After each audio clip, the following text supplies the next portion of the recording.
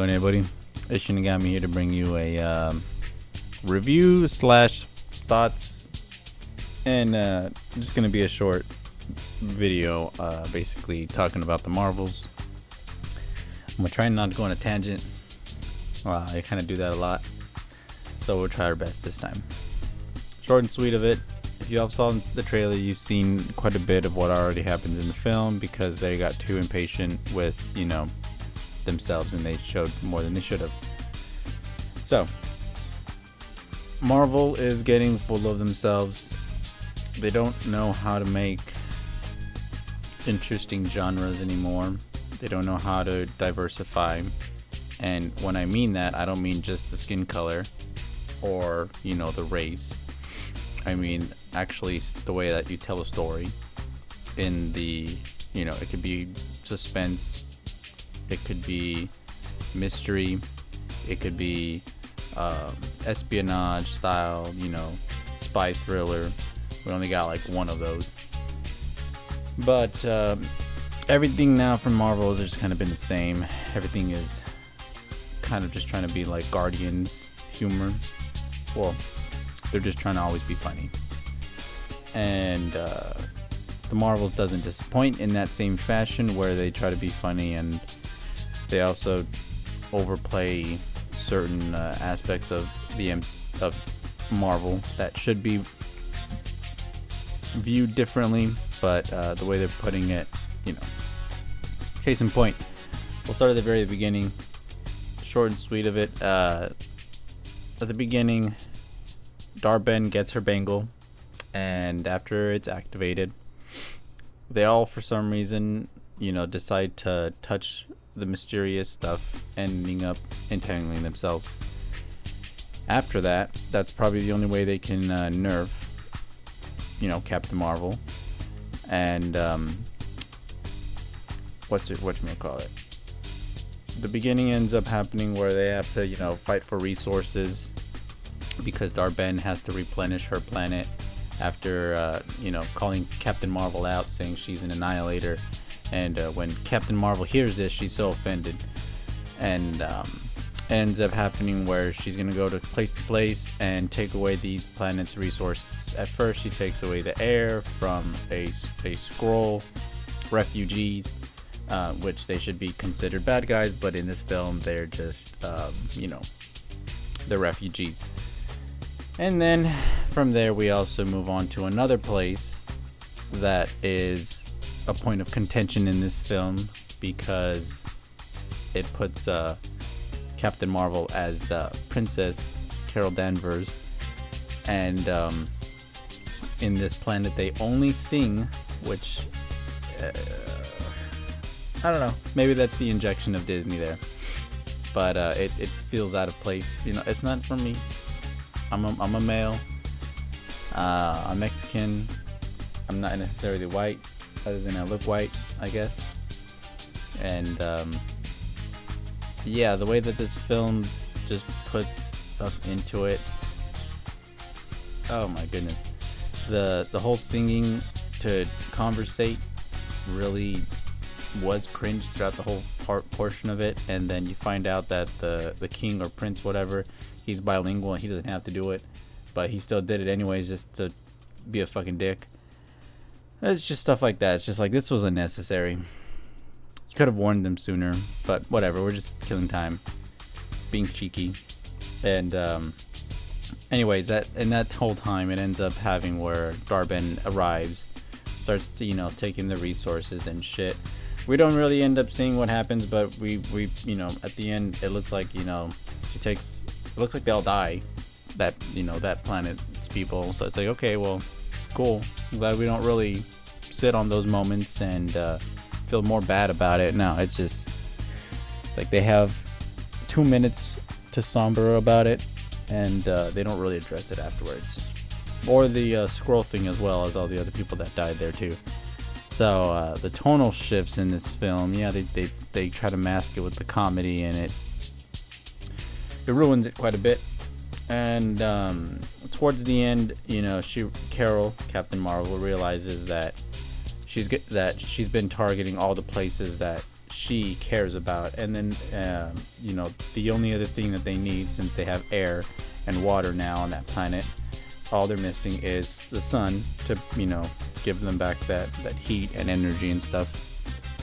And convoluted as it sounds, the Bengal has that power to open up these portals, as was explained by Monica, that it's an ancient artifact, or sorry, Carol explains it, that it's an ancient artifact that was once used to create the jump points in the universe as it is now. Whatever. Even though these are supposed to be the...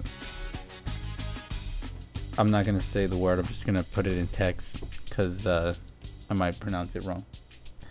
Anyways, yeah, that word. It's supposed to be those. It's supposed to... No! It's supposed to be Captain Marvel's original bands. But they didn't end up doing that, right? And so, yeah, this thing's created the jump points in the universe. And when Dar-Ben gets a hold of them, oh, I should say, you know, whatever, they end up figuring out how to, you know, link up properly and switch at reasonable times, right? Okay, whatever. Contrive that as it is, that they can use their powers at some points, and other times they can't, like flying and stuff. Whatever. Okay. And at the end, she's basically attacking, you know, Earth. Well, not really Earth. She's attacking the sun, but it affected the spear in space, and so they had to get people off of there. And so their idea was to have a bunch of the Florkin, or sorry, I should reiterate. Goose had a bunch of fucking eggs out of nowhere for some reason, and, you know, hatched a bunch of Florkin, and, you know, just in the nick of time, when all else failed, they only had one escape pod left. Luckily, the Florkin are able to swallow up people in, it seems, almost an infinite amount, and then regurgitate them later. And so that's the plan. That Nick Fury says, you know what? That we're just doing that. I'm sorry, you guys have to get eaten for a little bit. Even whatever. I guess you're getting crushed. The logic, the physics here, whatever. You know, suspend your disbelief.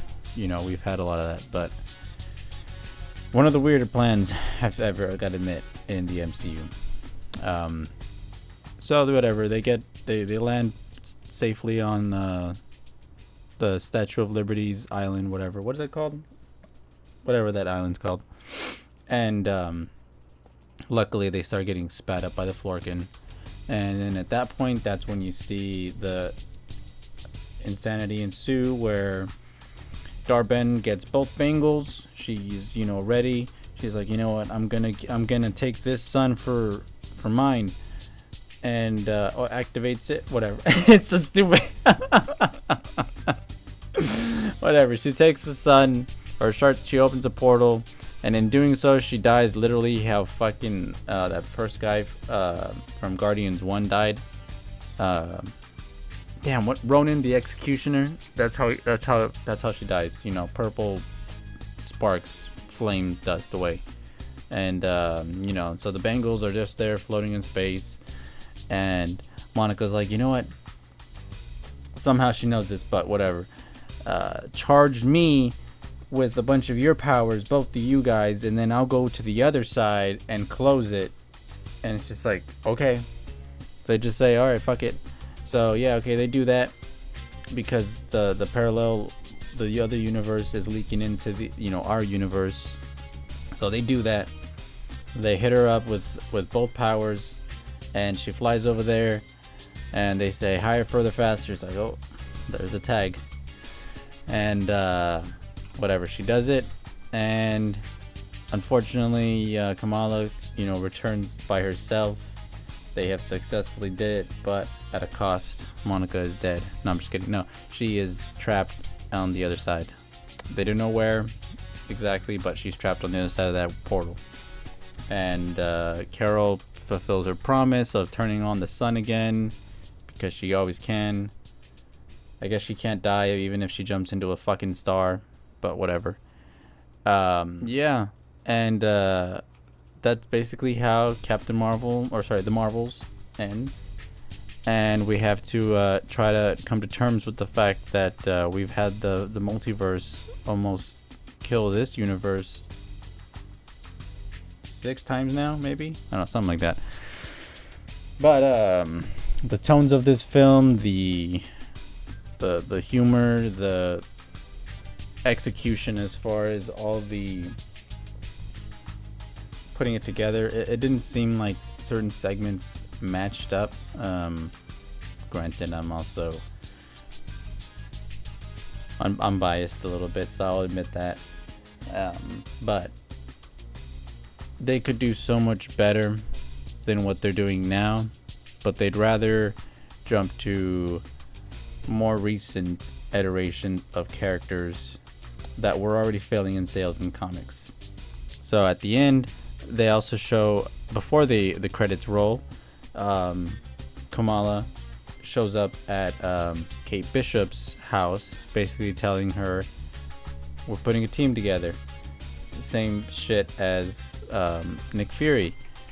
And granted, her thing is supposed to be more comedic and jovial about it and shit, and it's just like, please, okay, that's where we're going with this. I don't think that's gonna work at all. Most people are already shut out of the MCU. The only ones that are really rooting for it right now are the fanboys? Is it called fanboys? I would say it's called fanboys. Or the shills, just claiming that this is still good. I mean, if that's what you like, then that's what you like. But the popularity and the amount of money that it's intaking would say otherwise, I guess. Also, the end credit scene where Monica wakes up and she's like in a little patient room. She wakes up, she sees her mother, what looks like her mother, and it's binary. She's in the X-Men laboratory downstairs. There's nobody else. There's nothing else there. Honestly, it looks pretty fucking bleak. And at first, Monica's crying and all sad, like, "Oh my God, it's my mom. I haven't seen you." And then Binary's just like, "Who are you?" And then Beast walks in and he's all CGI this time, so he doesn't look the same, which is sad, and it really throws you off. And he's basically just telling her like, "Well, how did you get here?" and shit like that. Saying that you somehow came from another dimension or portal. Impossible. And that's it. He leaves. And then the mom says, "I'll take care of this, whatever, you gotta answer." And that's how they end it. Let me know what you think in the comments below. But this could have been better.